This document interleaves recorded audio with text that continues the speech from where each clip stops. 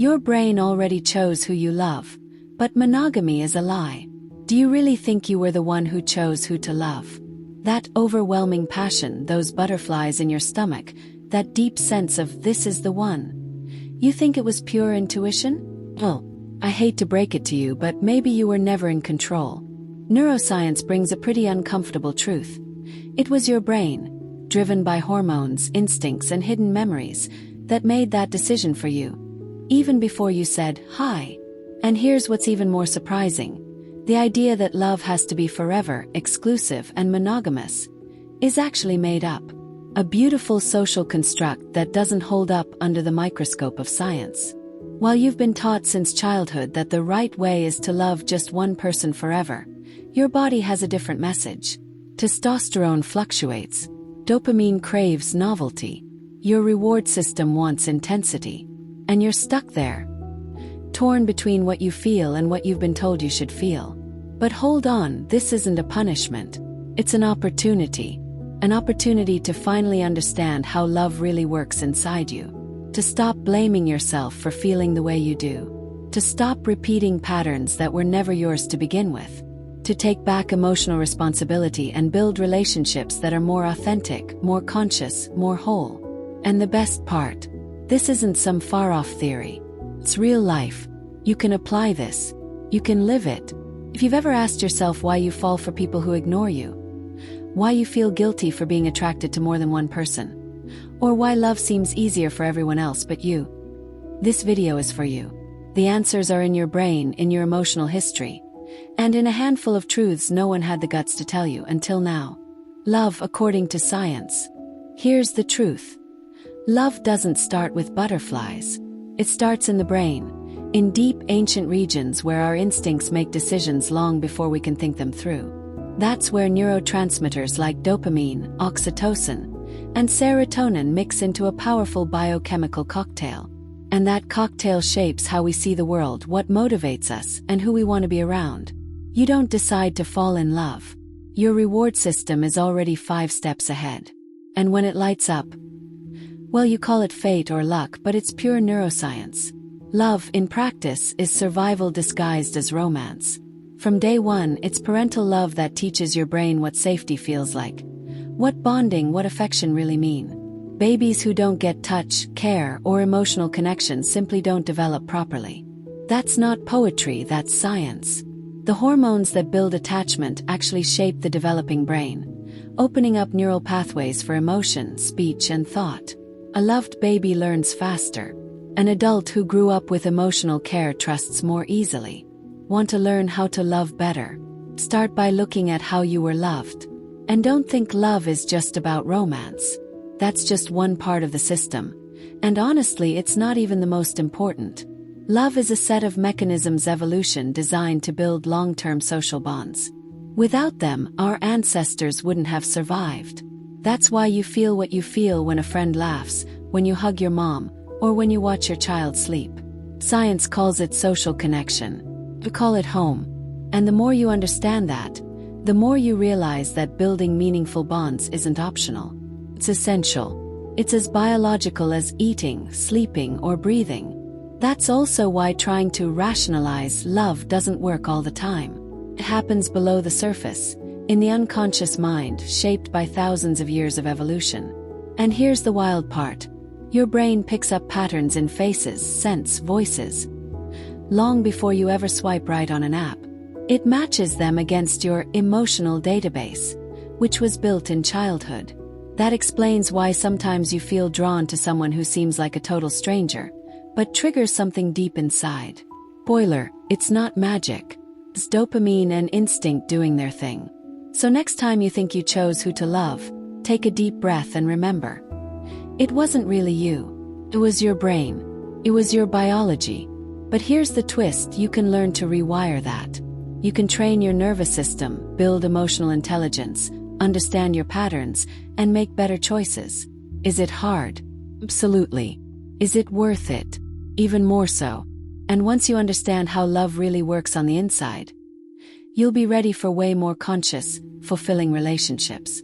And speaking of relationships, what does science have to say about romantic love and sex? Romantic love and sex.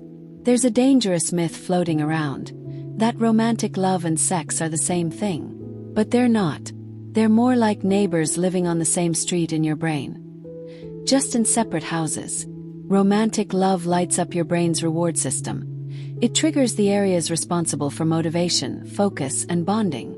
That intense urge to be close, to care, to connect, that comes from dopamine and oxytocin working together. Now sex. That's a different story.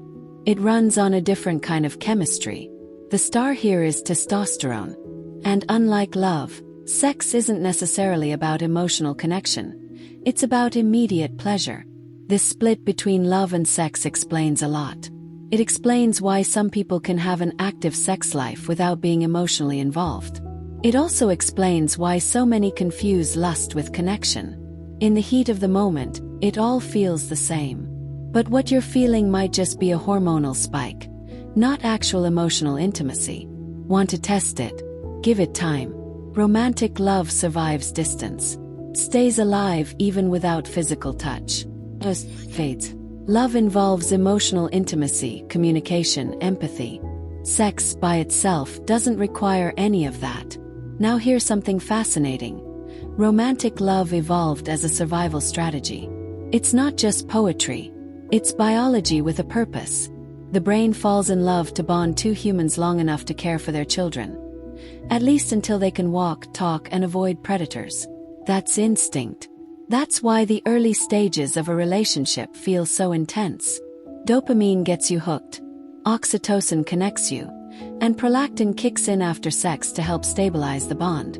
It's all designed to create a sense of exclusivity, even if it only lasts for a while. And that's the challenge. Staying exclusive once the initial chemistry fades. That's where conscious love comes in, the kind that goes beyond biology.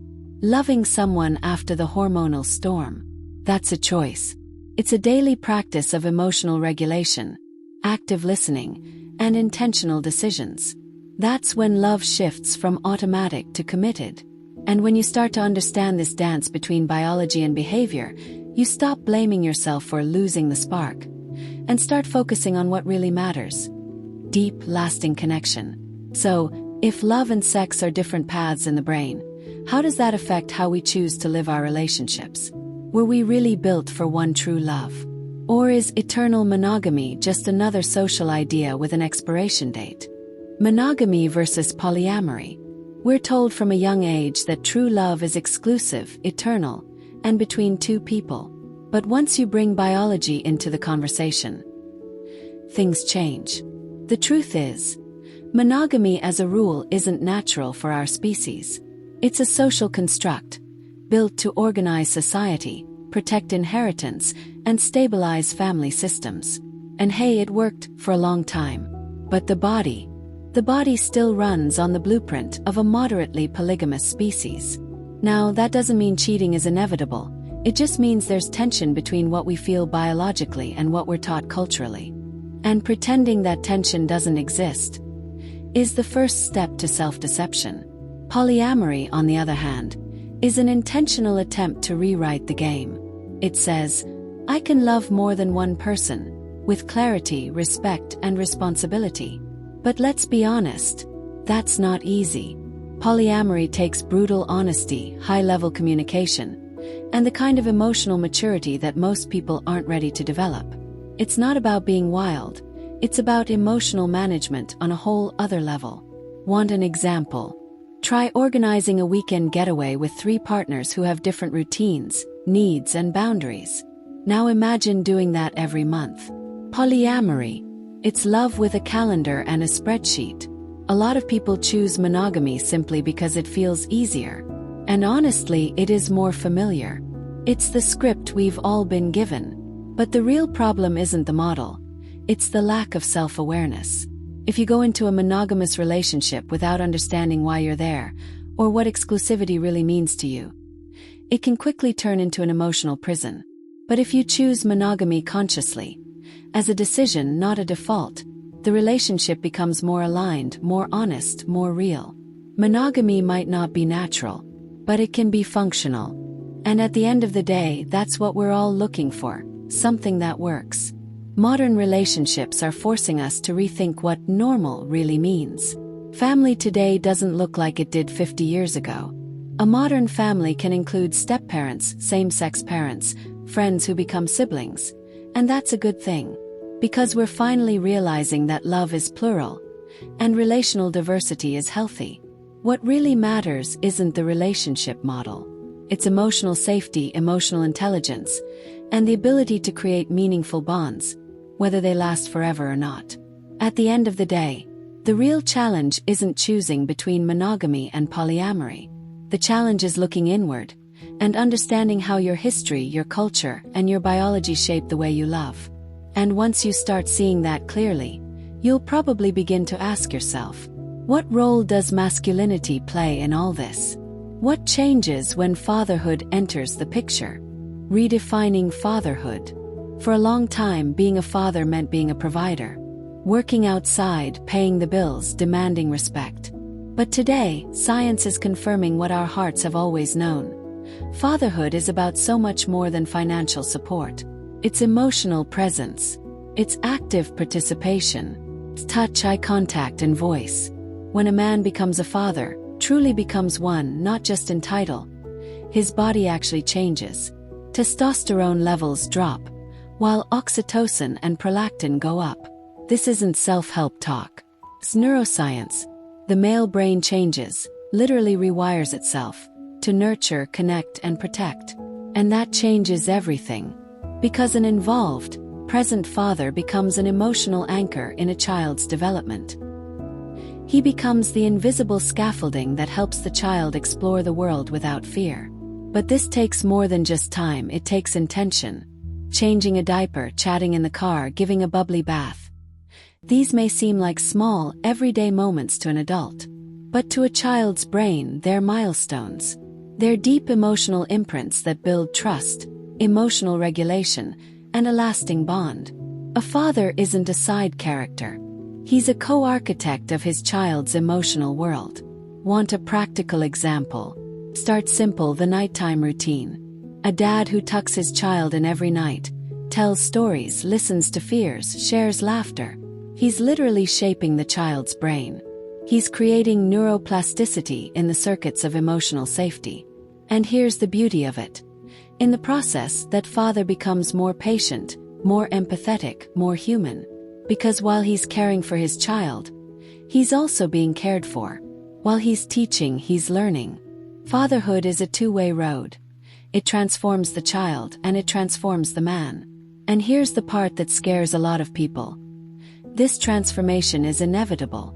Even the men who try to resist it, who try to outsource parenting, eventually feel the emptiness they left behind. Because being a father isn't just about the child. It's about the emotional legacy you leave behind in the world. A child with an emotionally available father learns how to trust, how to relate, how to stand strong. They learn early that strength isn't about being tough. It's about being whole. And that love isn't weakness, it's foundation. Which leads us to a crucial question. If the father figure is really that essential, what happens when he's absent? What happens to the kids who grow up without that active presence? And how does it shape their emotions, their relationships, their ability to connect? The father's role in childhood. You know that dad running around the house with his kid on his back, roaring like a dragon. Science says he's doing a lot more than just playing. He's literally shaping the child's emotional future. Rough and tumble play between father and child activates parts of the brain responsible for emotional regulation, empathy, and decision-making. That's right. Jumping on the couch, pillow fights, tickle wars. All of it helps the child understand limits, read social cues, and, most importantly, learn to trust. Fathers who play aren't just having fun, they're teaching. And through laughter, they're building the very foundation of healthy development. And here's something really important. A father's role is not less than the mother's. It's complementary. Motherhood brings comfort, protection, and nurture. Fatherhood brings challenge, encouragement, and a push toward the outside world. This combo, safe harbor and launchpad, is crucial for a child's emotional balance. A dad who encourages his child to try, to fail, to get back up again. is helping that child build emotional intelligence, resilience, and courage. This impacts not just their relationships and school performance, it even shapes their mental health. Now let's be honest, absent fatherhood leaves marks. And those don't just disappear over time. Children who grow up without an involved father face a higher risk of anxiety, emotional dysregulation, and low self-esteem. And it's not just numbers, it's real life.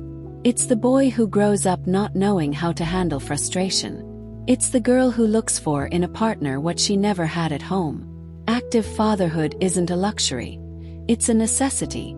And nothing replaces it. Not expensive gifts. Not well-meaning excuses. But here's the liberating truth. You don't have to be perfect, you just have to show up. A dad who makes mistakes but listens. A dad who fumbles but tries. A dad who learns as he goes. That alone is revolutionary. That alone is presence. Because a child isn't looking for a hero. They're looking for a human. Someone who sees them, hears them, validates their feelings. And that, my friend, can't be bought with toys. It's built with consistency. With real presence. Presence that hugs, that encourages, that helps a child name their emotions. And if all this is true, and it is, then what happens in new family models?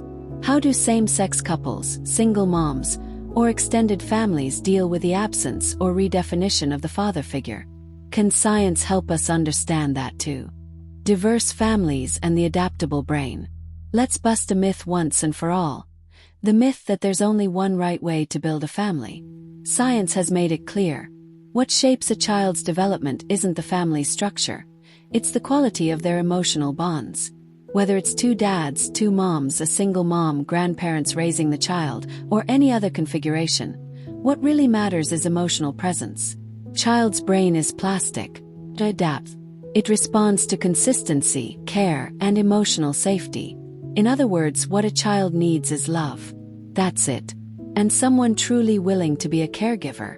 Research shows that children raised in same-sex households have the same, or even higher levels of self-esteem, academic performance, and emotional regulation compared to those in so-called traditional families. Why? Because these families often live with more intention. They're aware of the role they play. They understand the value of affection, of listening, of emotional intelligence in daily life. They know they're up against social stigma, and that's why they often build homes grounded in mutual respect. This isn't ideology. It's data. It's neuroscience applied to real life. And if you still think a child needs their biological father to grow up well, take a breath and rethink that. The brain doesn't need DNA. Needs emotional connection. Child needs role models, people who teach, guide, and love them. It could be an uncle, a godmother, a teacher, a step-parent, or a close friend. What matters is that there's a safe presence, open communication, and empathy. Those are the real building blocks of personality and mental health.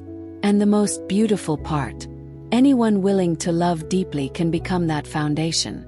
We're living in a time when the old models are falling apart. The traditional family structure no longer fits the full range of today's relationships. And that's not a problem. It's an opportunity. Chance to create new ways of loving, raising, and growing together. Blended families, support networks, emotional communities. All of it matters. Because in the end, what keeps a child emotionally healthy is knowing there's someone they can count on. And that transcends gender, orientation, or any predefined role. But if love can take so many forms, what happens when culture keeps pushing us toward an impossible ideal? What are dating apps, social media, and this disposable mindset doing to the way we experience love? Love, culture, and modern life. We live in the swipe era. One flick of the finger and there's a new option, a new chance, a new someone. Sounds like freedom, right? But in practice, this overload of choice is draining our ability to form real connections. Dating apps turn people into storefronts, and love into an algorithm. And your brain is struggling. Our reward system was built for bonding, not for endless scrolling. With each rejection, dopamine levels swing wildly, and what was supposed to feel good turns into anxiety. Have you noticed how much harder it is to trust, to open up, to believe? That's not just emotional. That's neuroscience waving a red flag. In Western culture, love has become a performance. Everyone looks happy, in love, fulfilled on Instagram. But behind those filtered selfies, there's a lot of loneliness. A lot of people lost in their own emotional mess. The culture of individualism, the you don't need anyone mindset, stripped us of the humility to admit, yes, we do need people. We need touch, listening, mutual care. And that's not weakness. It's biology. We're wired to live in groups, to form emotional bonds, to depend on one another. Loving is as vital as eating or sleeping. And the price of denying that, we pay it quietly every single day. And there's more. Real love takes effort. It takes time, dedication, and vulnerability. Things that don't fit into the fast-paced logic of social media. To love is to make eye contact, to hear what wasn't said, to put someone else first when it matters. It's a daily practice in empathy. But how can we do that when we're always rushing, distracted, constantly comparing? If you want real love, you have to slow down. You need to create space. Swap the scroll for silence. The match for presence. Start with this. Take a weekend to talk face to face with someone who matters. No phone. No distractions. Just presence. Here's the good news. Love is evolving. It's breaking free from fixed roles, outdated expectations, and rigid rules. We're seeing the rise of a new kind of relationship, one that's open to dialogue, flexible, and intentional. Emotional negotiation is now essential for building healthy relationships. And that goes for everyone, whether you're dating, married, polyamorous, or in a deep friendship. The future of love is more human, and those who understand that will be ahead, emotionally and even physically. Because yes, love heals. Heals your body, your brain, and your life. So stop and think. If all this is true, what would your life look like if you actually applied this knowledge? What would it mean to build relationships aligned with your biology, your story, and your values? Because in the end, as one wise mind once said, love is a learned behavior. It's practiced, and it takes continuous effort. Which brings us to one final question. So now what? What will you do with all this? Now that you know love isn't just about the heart, but also about your brain, your dopamine, your testosterone, and a little chaos too. What are you going to do with that? Will you keep living on autopilot, blaming fate for the relationships that fall apart? Or will you grab the wheel with courage and start building connections that actually make sense? This knowledge you just gained, it's rare. Very few people have access to it. And even fewer actually put it into practice. Will you wait for the next heartbreak to start reflecting? Or will you use what you've learned today to look at your choices with more clarity, compassion, and awareness? Could it be that you're sabotaging yourself, confusing lust with real connection, chasing a relationship model that doesn't even match what your body and soul actually need? These questions aren't easy, but they are necessary. And here's a direct challenge for you. Drop a truth in the comments about love that hit you today. Something you had never considered before. Let's talk. Let's share. Let's grow together. Because that's how we break free from this society that taught us to love with fear, attach too quickly, and give up too easily. If this video made you rethink even just one moment of your life, even just a comma in your story, then subscribe now. Hit the bell. 'Cause here we go deeper. We study, we feel, we apply.